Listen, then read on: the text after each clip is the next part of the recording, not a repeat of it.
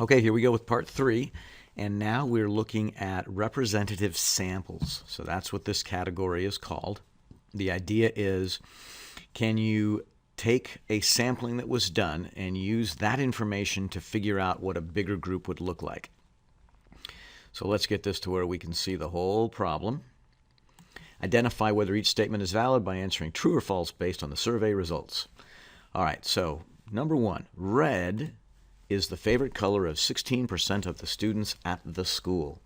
Well, based on this sampling, that is probably true. And how do we know that? Well, the way we know that, let's grab our handy-dandy calculator here. The way we know that is 16%.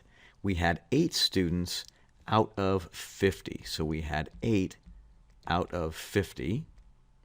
We're not going to need our handy-dandy calculator for this. That is the same as 16 out of 100, and that is the same as 16%. B, yellow is the favorite color. Let me get this out of the way temporarily. Let's start that again. Yellow is the favorite color of 16% of the students. Well, yellow had 16 students said yellow, but that is going to be false, because if you have 16 out of 50, you actually have 32 out of 100, which would be 32%. So that's not true. 1/4 of the number of students that picked yellow as their favorite color picked orange as their favorite color. So the question you want to ask yourself is this: is picked yellow, picked orange, is 4, because that's how many picked orange, 1/4 of 16, because that's how many picked yellow. And the answer is yes, that is true. 4 is 1/4 of 16, so that's a true statement. Twice as many picked yellow as red. That's also a true statement, because if we look at the number that picked red, there were 8 red, and 8 times 2 makes 16. That's twice something is times 2, and there are 16 yellow, so true statement. In a group of 180 students at the school, it is expected that 48 of the students would pick yellow as their favorite. So we know that right now we had 16 pick yellow out of 50 students. And what we're being asked is that the same as 48 out of 180 students? And the way that we can solve this, we don't have to figure out any of these 4 numbers. We're just asked, is this true or is this false? And the way that we solve it is we cross multiply. We multiply the 16 times the 48, or by the 180, excuse me, and we multiply the 50 times the 48. So let's go ahead and do that.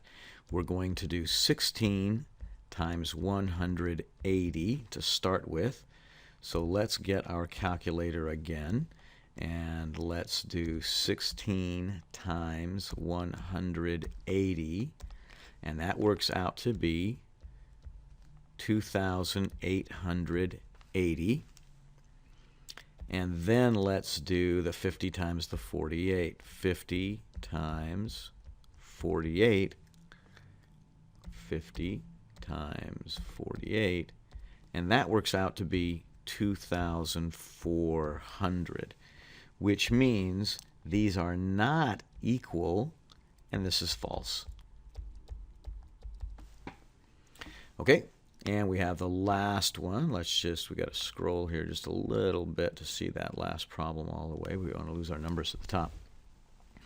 And the last problem is the same sort. In a group of 200 students, it's expected that 24 would pick green as their favorite. Well, we know that 12 out of 50 picked green, is that going to be equal to 24 out of 200? And I think you can already see that that's false, because 12 times 2 makes 24, but 50 times 4 makes 200. Let's go ahead and do the cross multiplying just to prove it to ourselves that it's false. So then we've got 12 times 200, and we have 50 times 24. So 12 times 200, that gives us 2,400. 2,400. Whereas 50 times 24 gives us 1,200. So that's false. What would you have to have? Let's just see what it would have to be. Well, if you started with 12 out of 50 and you had 200 students now, you would need 48.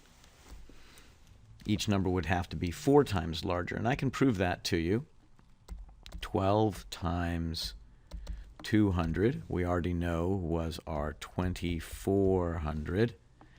And then 50 times 48 would also be 2,400. So this, it's not the one we were given, but this would be true. Okay.